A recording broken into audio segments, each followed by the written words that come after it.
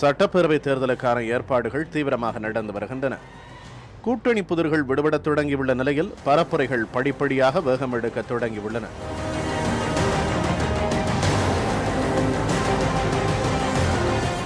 எந்த தொகுதியில் யார் போட்டியிடப் போகிறார்கள் என்ற எதிர்பார்ப்பு கட்சி தொண்டர்கள் மத்தியிலும் சாதாரண பொதுமக்கள் மத்தியிலும் அதிகரித்திருக்கிறது.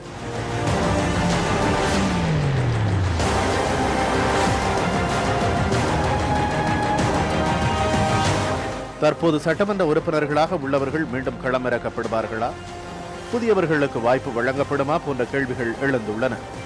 இவற்றுக்கெல்லாம் பதிலளிக்கும் வகையில் மக்களின் மன ஓட்டத்தை நேரடியாக அறிந்து கொள்வதற்காக தமிழகத்தின் அனைத்து மாவட்டங்களிலும் நமது செய்தியாளர்கள் களமிறங்கி பணியாற்றி வருகிறார்கள். மக்களை நேரடியாக சந்தித்து அவர்களது எதிர்பார்ப்புகளை அறிந்து வருகின்றார்கள். அந்த வரிசையில் இன்று நாம் ஆய்வுக்கு எடுத்துக் கொண்டிருப்பது சேலம் மாவட்டம்.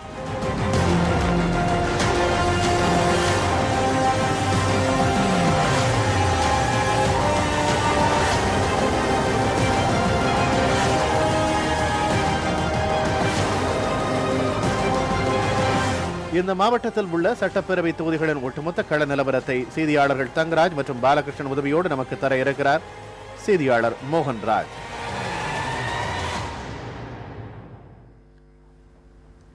எஃகு ஆலை மற்றும் மாம்பழ உற்பத்தியால் புகழ்பெற்ற சேலம் மாவட்டத்தின் பிற சிறப்புகளை பார்க்கலாம்.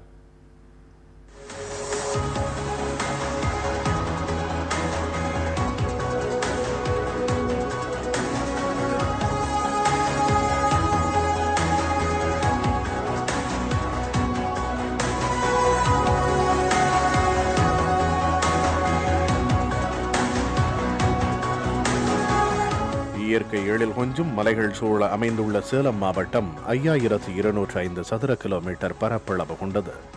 ஒரு காலத்தில் தமிழகத்தின் மிகப்பெரிய மாவட்டம் என்ற பெருமையை பெற்றிருந்தது. சேர்வராயன் மலை, கல்வராயன் மலை, கஞ்சமலை உள்ளிட்ட மலைகள் இதனை சுற்றி அமைந்துள்ளதால் அதிகமான மலை கிராமங்களை உள்ளடக்கிய மாவட்டமாக உள்ளது சேலம். டெல்டா மாவட்டங்களின் நீராதாரமாக விளங்கும் மேட்டூர் அணை இந்த மாவட்டத்திற்கு தனி சிறப்பு தரும் அம்சமாக விளங்குகிறது. ஏழைகளின் ஊட்டி என்று அழைக்கப்படும் ஏற்காடு அதிக அளவில் சுற்றுலா பயணிகள் வந்து செல்லும் இடமாக இருக்கிறது.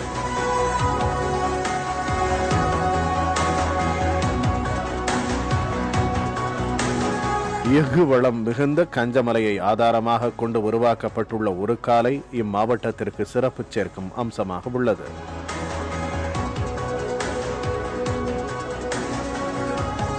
தற்போது தமிழக தொல்லியல் துறையின் கட்டுப்பாட்டில் உள்ள சங்ககிரி மலைக்கோட்டையும் சேலம் சுகவனேஸ்வரர் கோவில் உள்ளிட்டவையும் இம்மாவட்டத்திற்கு சிறப்பு சேர்க்கும் பிற இடங்களாகும்.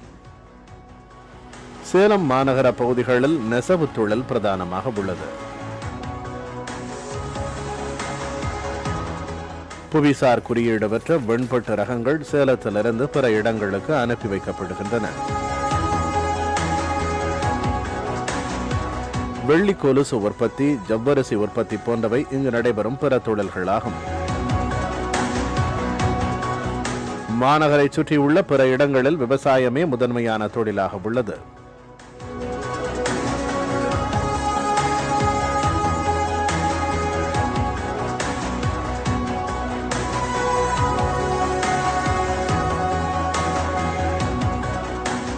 சேலம் என்றவுடன் அனைவரது நினைவிற்கு வரும் சுமை மிகுந்த மாம்பழ உற்பத்தியுடன் நெல், கரும்பு, வெற்றிலை, மரவள்ளி போன்றவையும் அதிகம் விளைவிக்கப்படுகின்றன.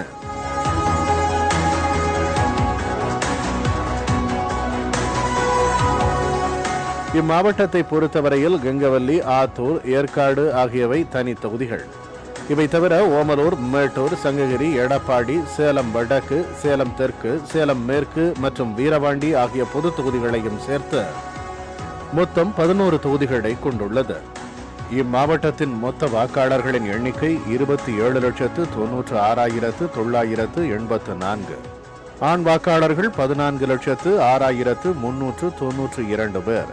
பெண் வாக்காளர்கள் 13,90,321 பேர்.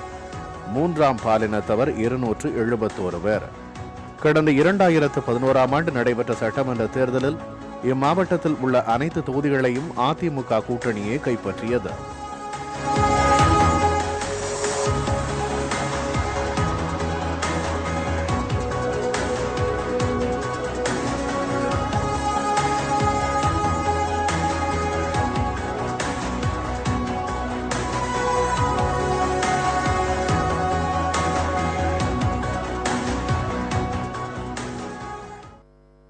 சேலம் மாவட்டத்தின் முக்கிய பிரச்சனைகள் என்னென்ன? இம்மாவட்ட மக்கள் எதன் அடிப்படையில் வாக்களிக்கப் போகிறார்கள்? கள ஆய்வில் கிடைத்த தகவல்களை பார்க்கலாம்.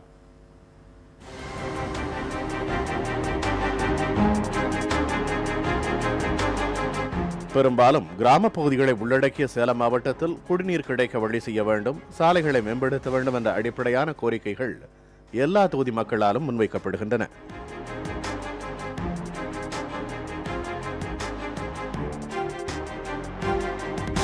மேட்டூர் தொகுதியை பொறுத்தவரையில் இளைஞர்களுக்கான வேலைவாய்ப்புகளும் நீர்ப்பாசன வசதிகளை அதிகரித்தலும் முக்கிய கோரிக்கைகளாக உள்ளன. இங்கே மேட்டூர் தொகுதிக்கு உட்பட்டு நிறைய தொழிற்சாலை இருக்குது. படித்த இளைஞர்களும் நிறைய இருக்காங்க. ஆனால் இந்த பகுதி மக்களுக்கு, பின்தங்கிய மக்களுக்கு எந்த கம்பெனியும் வேலைவாய்ப்பு தரது முன் வரதில்லை. அதுக்கான காரணமும் தெரியல. இதெல்லாம் வர ஆட்சி, வர சட்டமன்ற உறுப்பினர்லாம் நிறைவேற்றி கொடுத்தா நல்லாயிருக்கும். மேட்டூர் தொகுதியில் இருக்கக்கூடிய மேச்சேரி ஒன்றியத்தை மேட்டூர் தாலுக்காவிலேருந்து பிரித்து தனி தாலுக்காவை உருவாக்கி இங்கே இருக்கக்கூடிய பகுதி மக்கள் பயன்படுற மாதிரி வெளியிடக்கூடிய சூழ்நிலையை உருவாக்கணும் வருங்காலங்களில். அதே போல் மேச்சேரி ஒன்றியத்தில் இருக்கக்கூடிய அனைத்து ஏரிகளுக்கும் மேட்டூர் காவிரி தண்ணியை உபரி நீராக வெளியில் செல்லக்கூடிய காவிரி தண்ணீரை எல்லா ஏரிகளுக்கும் நிரப்பி இங்கே இருக்கக்கூடிய நிலத்தடி நீரினுடைய அளவை உயர்த்தி விவசாயிகள் பயனடைகிற மாதிரி செய்யக்கூடிய சூழ்நிலை உருவாக்கணும். நீண்ட நாள் கோரிக்கையாக இங்கே இருக்கக்கூடிய விவசாயிகளுடைய கோரிக்கை இது. ஓமலூர் தொகுதியை பொறுத்தவரையில் சாகுபடி செய்யப்படும் மலர்களுக்கு உரிய விலை வேண்டும் மற்றும் நறுமணப் பொருள் தயாரிக்கும் தொழிற்சாலை அமைக்க வேண்டும் என்பன முக்கிய கோரிக்கைகளாக இருக்கின்றன.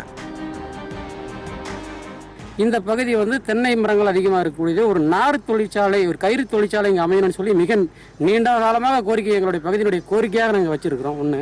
ரெண்டாவது, இந்த பூ பல்வேறு காலநிலைக்கு ஏற்ப பூவெல்லாம் இருக்குது. அந்த செண்டு தொழிற்சாலை ஒன்று அமைக்கிறோன்னு சொல்லி கிட்டத்தட்ட ஒரு 15 வருஷமாக இந்த பகுதியினுடைய மக்கள் கோரிக்கையை அரசுக்கு ஒவ்வொரு தேர்தல் வரும்பொழுதும் வச்சுக்கிட்டே இருக்கிறாங்க. ஆனால் எந்த ஒரு அரசாங்கமும் இது ஒரு நடவடிக்கை எடுக்கிற மாதிரி தெரியல. இப்போ இந்த கோரை, இந்த பாயெல்லாம் பார்த்தீங்களா, அரசு நெல்லுக்கெல்லாம் கொள்முதல் நிலையன்னு ஆரம்பிச்சிருக்கிறாங்க. அது மாதிரி அரசாங்கமே இந்த கோரைக்கும் கொள்முதல் இதுன்னு ஒன்று ஆரம்பித்து எங்களுக்கு இந்த கோரையை எதுனாங்களா, பாய்க்கும் அதே மாதிரி கொள்முதல் வெளிநாட்டுக்கு எக்ஸ்போர்ட் பண்ணுறது, இந்த மாதிரிலாம் பண்ண அரசு எங்களுக்கு உதவி செஞ்சுன்னா மேலும் இன்னும் தொழில் பார்த்தீங்களா இருக்கிற தாலுக்காவை கம்பேர் பண்ணும்போது ஓமலூர் தாலுக்கா இந்த தொகுதியே கம்பேர் பண்ணும்போது தொழில் அதிகமாக ஒன்றும் இல்லாத இருக்குது. மக்கள் நிறைய வேலைவாய்ப்பு இல்லாதாங்க. இங்கு சிறு தொழிற்சாலைகள், மலர் தொழிற்சாலைகள், விவசாயிகளுக்கான உபகரணங்கள், விவசாயிகளை மேம்படுத்துவதற்கான அறிவிப்புகள் இருக்கும் கட்சிகளுக்கு மட்டுமே வாக்களிக்கும் நிலைக்கு இங்குள்ள விவசாயிகள் தள்ளப்பட்டுள்ளனர். சங்ககிரி தொகுதியில் லாரி தொழிலாளர்கள் நலன் காக்க நடவடிக்கைகள் எடுக்கப்பட வேண்டும் என்பது மக்களின் எதிர்பார்ப்பாக உள்ளது. சங்ககிரி சட்டமன்ற தொகுதியை பொறுத்த வரைக்கும் இங்கே லாரி தொழில் அதிகமாக இருக்கிறதுனால சங்ககிரியில் ஆட்டோ நகர் அமைக்கணும் அப்படின்னு பொதுமக்கள் ரொம்ப நாளாக கோரிக்கை வச்சுருக்காங்க. இது கடந்த முறை இதுக்காக நிலம் ஒதுக்கி கூட ஏற்பாடு செய்யப்பட்டது. அதுக்கு பிறகு அந்த திட்டம் தற்போது செயல்படாத நிலையில் உள்ளது. அதே மாதிரி எடுத்துக்கிட்டிங்கன்னா சங்ககிரி பேரூராட்சியாக இருக்குது. இதை நகராட்சி பண்ணால் ரொம்ப நல்லாயிருக்கும். மாவட்டத்தின் தலைநகர் பகுதியில் அமைந்துள்ள சேலம் வடக்கு, தெற்கு மற்றும் மேற்கு தொகுதிகளை பொறுத்தவரையில் சாலை போக்குவரத்தை சீரமைத்தல், சுகாதார வசதிகளை மேம்படுத்துதல் உள்ளிட்டவற்றிற்கு முன்னுரிமை தர வேண்டும் என்கின்றனர் மக்கள்.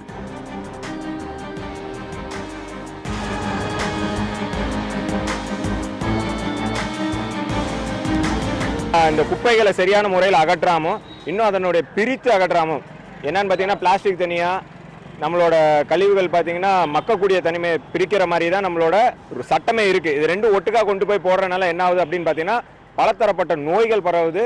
நிலத்தடி நீர் ரொம்ப மாசுபடக்கூடிய ஒரு சூழ்நிலை உருவாயிட்டு இருக்கு. இது எவ்வளோ தூரம் நம்ம போய் சொல்லி எந்த ஒரு அதிகாரியுமோ சரி, எந்த ஒரு அரசாங்கத்தோட அதிகாரியுமாகட்டும் இல்லை ஒரு எம்எல்ஏ ஆகட்டும் எந்த ஒரு நடவடிக்கையுமே எடுத்ததா கிடையாது. மலைகளால் சூழப்பட்ட சேலம் மாவட்டத்தில் பல்வேறு மலை கிராமங்களுக்கு இன்னமும் தேர்தல் நேரத்தில் கூட வாக்குப்பட்டிகளை தலையில் சுமந்து கொண்டு செல்ல வேண்டிய ஒரு சூழ்நிலை இருக்கிறது. இந்த சூழ்நிலை மாற்றப்பட வேண்டும். அதே போல மலை கிராமங்களிலிருந்து வேலைவாய்ப்பு தேடி இடம்பெயரும் அப்பகுதி மக்களுக்கு நிரந்தர வேலைவாய்ப்பை ஏற்படுத்தி கொடுத்து அவர்களை பொருளாதாரத்தில் முன்னேற்றம் செய்ய வேண்டும் என்பது மலைவாழ் மக்களின் ஒரு கோரிக்கையாக உள்ளது. இத்தகைய பிரச்சனைகள் இருந்தாலும் அரசியல் கட்சிகளின் வாக்குறுதிகள், போட்டியிடும் வேட்பாளரின் தனிப்பட்ட செல்வாக்கு போன்றவையும் தேர்தல் வெற்றி தோல்வியை நிர்ணயிக்கும் காரணிகளாக இருக்கும் என்று எதிர்பார்க்கப்படுகிறது.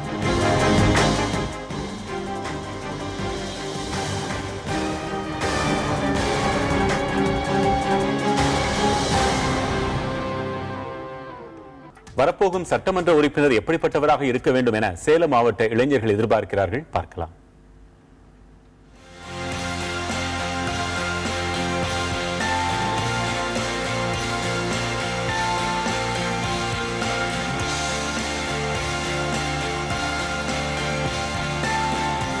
தேர்தல் நெருங்கி வந்துகிட்டு இருக்கு. இந்த தேர்தலில் உங்களுக்கு ஒரு வேட்பாளர் எப்படிப்பட்ட வேட்பாளராக இருக்கணும், அவருக்கு என்ன தகுதியெல்லாம் இருக்குன்னு நீங்கள் நினைக்கிறீங்க? சார், நான் வர வேட்பாளர் என்னவாக இருக்கணும்னு நினைக்கிறேன். நாம்னா அவர் கொஞ்சமாக படிச்சிருக்கணும். இப்போ டிகிரி கம்ப்ளீட் பண்ணியிருந்தால் தான் இப்போ இருக்கிற ஸ்டேஜுக்கு சொசைட்டியில் எந்த மாதிரி இப்போ என்விரான்மெண்ட் போயிட்டுருக்கு அப்படின்னு தெரியும். நியூ டெக்னாலஜிஸ் பற்றி அவருக்கு அப்டேஷன் இருக்கும். அதை விட முக்கியம் என்னென்னா அப்போ தான் ஒரு ப்ரெசன்ஸ் ஆஃப் மைண்ட் இருக்கும். ஒரு ப்ராப்ளம் இருக்குன்னா அது எதனால் வந்தது, அது எப்படி சால்வ் பண்ணால் ரொம்ப ஷார்ட் டைமில் சால்வ் பண்ணலாம் அப்படிங்கிறது நமக்கு தெரியும். இப்போ இந்த தொகுதியில் ஒரு வேட்பாளர் நிற்கிறாருன்னா அவர் இந்த தொகுதியில் குடியிருக்கிற ஒருத்தராக இருக்கணும். அப்போ தான் இப்போ இந்த தொகுதியில் என்னென்ன பிரச்சனை இருக்குன்னு அவருக்கு தெரியும். அப்போ தான் அந்த பிரச்சனையெல்லாம் சால்வ் பண்ணணும் அப்படின்ற ஒரு மனப்பான்மை வரும். அந்த தொகுதியிலே இருக்கணும் அப்படின்னு நினைக்கிறாங்க. இப்போ நீங்கள் எந்த மாதிரி வேட்பாளர் இருக்கணும்னு எதிர்பார்க்குறீங்க? இப்போ என்னோட பாயிண்ட் ஆஃப் வியூவில் நான் சொல்ல போகிறேன்னா, ஒரு தொகுதியோட வேட்பாளர் ஒரு ஏஜ் லிமிட் 30லேருந்து 45 அந்த ஒரு ஏஜ் லிமிட்டாக இருக்கணும். இப்போ அந்த தொகுதியில் ஏதாச்சும் ஒரு ப்ராப்ளம்னா அந்த வேட்பாளர் அந்த மக்களாக போய் அந்த பிரச்சனையை போய் பார்க்கணும். அந்த பிரச்சனையை அப்படியே முடிச்சிடணும். இந்த பிரச்சனை ஸ்டார்ட் ஆச்சுன்னா மக்களாகவே அந்த பிரச்சனையை முடிக்கிற மாதிரியே இருக்கணும். அப்போ தான் அடுத்த தடவை அந்த வேட்பாளருக்கு மக்களாக ஆசை அடுத்த தடவை இது வரணும். மக்களாக ஒரு வேட்பாளர் கலந்துருக்கணும்னு சொல்கிறாரு. அதை பற்றி நீங்கள் என்ன நினைக்கிறீங்க? என்னோட கருத்தும் அதே தாங்க. என்னென்னா இப்போ பார்த்தீங்கன்னா மக்களாக கலந்தால் தான் அவரோட பாயிண்ட் ஆஃப் வியூ பார்த்தா மக்களோட வேறுபாடுகளும் என்னன்னு தெரியும், அவரோட கஷ்டங்களும் அவங்களுக்கு தெரியும் வேட்பாளருக்கு. அப்போ தான் அவங்க சீக்கிரமாக அவங்களோட கஷ்டங்களை புரிஞ்சுக்கிட்டு அதுக்கு தகுந்த மாதிரி அவர் அதை செயல்படுத்த முடியும். யங்ஸ்டர்ஸ் எங்களுக்கு ஒரு வேட்பாளர் நிற்கிறாங்கன்னா அவங்க எங்களுக்கு ஒரு ரோல் மாடலாக இருக்கணும். ஃப்யூச்சரில் நாங்களும் அரசியல் இறங்கி மக்களுக்கு இது மாதிரி ஒரு நல்லது செய்யணும் அப்படின்ற ஆசை எங்களுக்கு வர்ற அளவுக்கு அவங்களோட சேவை இருக்கணும்னு நினைக்கிறேன். என்னை பொறுத்த வரைக்கும் ஃபஸ்ட்டு அவர் படிச்சிருக்கணும்னு நான் நினைக்கிறேன். அப்புறம் ரொம்ப மெச்சூர்டாக இருக்கணும், எல்லா நாட்டு நடப்பை பற்றி எல்லாம் தெரிஞ்சிருக்கணும், எந்த ப்ராப்ளம் வந்தாலும் ஈஸியாக ஃபேஸ் பண்ணணும், ஈஸியாக ரொம்ப ஷார்ட் டைம் பீரியடில் ஈஸியாக சால்வ் பண்ணுறவராக இருக்கணும், பக்கா பிளானிங்காக இருக்கணும்னு நினைக்கிறேன். இப்போ படித்தவங்க தான் வேட்பாளராக இருக்கணும் அப்படின்னு அவங்க சொல்லியிருக்காங்க. படித்தவங்க கண்டிப்பாக நல்ல ஆட்சி கொடுக்க முடியும்னு நினைக்கிறீங்களா, இல்லை காமராஜர் போல படிக்காதவங்களும் வேட்பாளராக அறிவிக்கப்படலாமா? காமராஜர் போல மக்கள் பணியில் ஈடுபட்டவர்களாலும் நல்ல அரசியலை கொடுக்க முடியும். இருந்தாலும் இப்போ படிப்பறிவு இருக்குது அப்படிங்கிறப்ப இந்த கால ஜென்ரேஷனோட கருத்துக்களையும் அனைத்து விதமான பிரச்சனைகளையும் நம்ம சீக்கிரமாக எதிர்கொள்ளலாம். ஏன்னா இப்போ படிப்பு இருக்குது அப்படிங்கிறப்போ ஒரு மாணவனோட ஒரு இளைஞரோட இப்போ என்ன நடக்குது, இப்போ என்ன ட்ரெண்ட் போயிட்டு இருக்கு அப்படிங்கிறது சீக்கிரமா ஒரு படித்த மக்களால் புரிந்து கொள்ள முடியும் அப்படிங்கிறது என்னோட கருத்து. ஒரு வேட்பாளருக்கு என்ன தகுதி இருக்குன்னு நீங்க எதிர்பார்க்குறீங்க? ஒரு சட்டமன்ற உறுப்பினர் என்ன மாதிரியானவராக இருக்கணும்? இப்போ ஒரு வேட்பாளராக இருக்கணும்னா அவர் ஃபஸ்ட்டு ஒரு சமூக அக்கறையோடு இருக்கணும். இப்போ நாட்டில் ரொம்ப விவசாயம்லாம் ரொம்ப டம்பாக இருக்குது. நம்ம இப்போல்லாம் நீர் வசதி அந்த அளவுக்கு இல்லை. அந்த மாதிரி அடிப்படை வசதிகளை சீரமைச்சு கொடுக்குற மாதிரி ஒரு சமூக அக்கறை கொண்டு இருக்கணும்.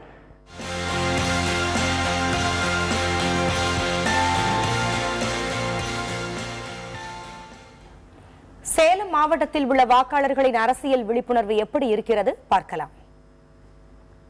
பெண்களுக்கு தமிழக அரசியல்ல எந்த அளவுக்கு முக்கியத்துவம் இருக்குன்னு நினைக்கிறீங்க, இல்ல கூடுதலான முக்கியத்துவம் தரணுமா? பெண்களுக்கு முக்கியத்துவம் கொடுக்கணும். அதனால அரசியலுக்கும் பெண்கள் வரணும். அந்த இருக்கிறவங்க பெண்களுக்கு கொஞ்சம். தற்போது தமிழ்நாட்டோட முதலமைச்சர் யாரு? அது தெரியல. தற்போது இப்ப இருக்கிற பெண்களா ஜெயலலிதா. சட்டமன்ற தேர்தலில் நோட்டா அப்படிங்கிற ஒரு விஷயம், நோட்டான்னா என்ன? நோட்டானா நம்ம ஓட்டு போட யாருக்கு விருப்பம் சொல்லறதுக்கு அவசியம் இல்லைங்கும் போது நம்ம யாருக்கும் போட விருப்பம் இல்லை அப்படிங்கும் போது நம்ம நோட்டாவில் போய் போட்டலாம். தமிழ்நாட்டில் முதன்முறையாக நீண்ட ஆண்டுகளுக்கு பிறகு பலமுனை போட்டியில் தேர்தல் வரவிருக்கு. இதை பற்றி நீங்கள் என்ன நினைக்கிறீங்க, உங்கள் கருத்து என்ன? இது வரவேற்கத்தக்கதான் நினைக்கிறேங்க.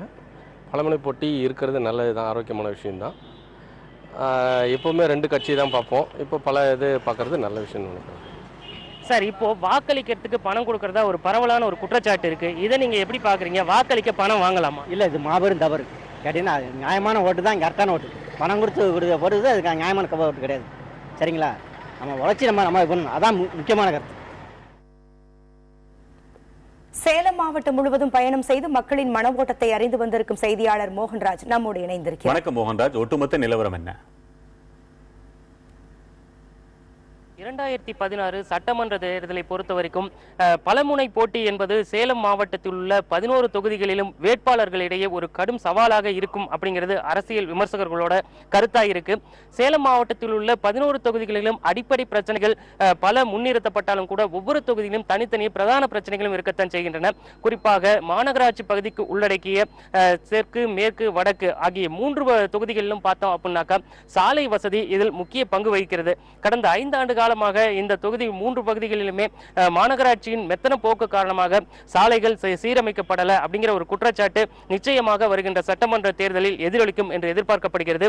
அதே போல விவசாய தரப்புல பார்த்தோம் அப்படின்னாக்கா விவசாயத்தை நம்பியுள்ள தொகுதிகளான மேட்டூர், எடப்பாடி, சங்ககிரி, வீரபாண்டி மற்றும் கிழக்கு மாவட்ட எல்லையான ஏற்காடு, ஆத்தூர், கெங்கவல்லி உள்ளிட்ட தொகுதிகளில் பார்த்தோம் அப்படின்னாக்கா காவிரி உபரி நீரை சேலம் உள் மாவட்டத்துக்கு பயன்படுத்தும் வகையிலான நடவடிக்கைகளை மேற்கொள்ள வேண்டும் அப்படிங்கிறது விவசாயிகளோட கோரிக்கையா இருக்கு. இது தவிர வணிகர்கள் மத்தியில் எழுந்துள்ள மற்றொரு பிரச்சனையானது மின்னியல் முறை மூலமாக வரி செலுத்தும் டோட்டல் சொல்யூஷன் ப்ராஜெக்ட். இதற்கு வணிகர்கள் தரப்பில் கடும் எதிர்ப்பு கிளம்பியுள்ளது.